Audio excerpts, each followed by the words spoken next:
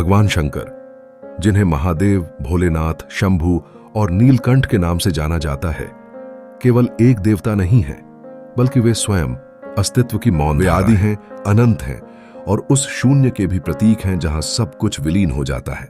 शिव शब्द का अर्थ है कल्याणकारी, परंतु गूढ़ अर्थ में इसका अर्थ है शून्य। वह निर्विकार सत्ता जिससे सृष्टि उत्पन्न होती है और जिसमें अंततः सब समा जाता है। यही कारण है कि ध्यान, मौन और समाधि की अवस्था में साधक स्वयं को शिवत्व में अनुभव करता है।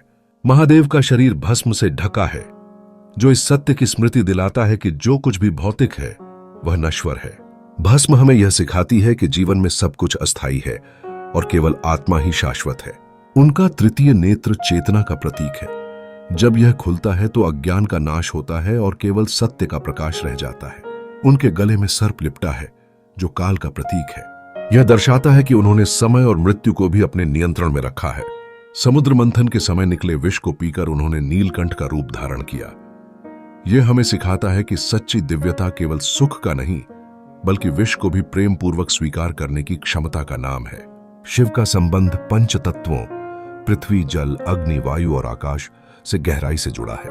उनके पंचमुख इन 5 शक्तियों का प्रतीक हैं, जो सृष्टि, पालन, संहार, तिरोभाव और अनुग्रह इन 5 कार्यों का संचालन करते हैं। इसलिए संख्या 5 महादेव की संख्या मानी जाती है, जो संतुलन, परिवर्तन और सृजन का प्रतीक है। शिव का स्वरूप अत्यंत सरल और सहज है। वे भव्यता या आडंबर नहीं चाहते, केवल सच्चे मन की भक्ति उन्हें प्रिय है। इसीलिए वे भोलेनाथ कहलाते हैं, जो भक्त के भाव को पहचानते हैं, उसके बाहरी रूप को नहीं।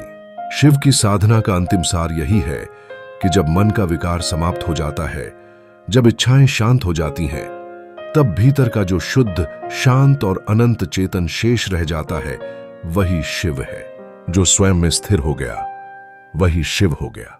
इस प्रकार भगवान शंकर केवल एक देवता नहीं, बल्कि वह चेतना है जो हर प्राणी में विद्यमान है, जो सृष्टि का मौन साक्षी है और जो हमें भीतर के शांति और सत्य की ओर ले जाती है।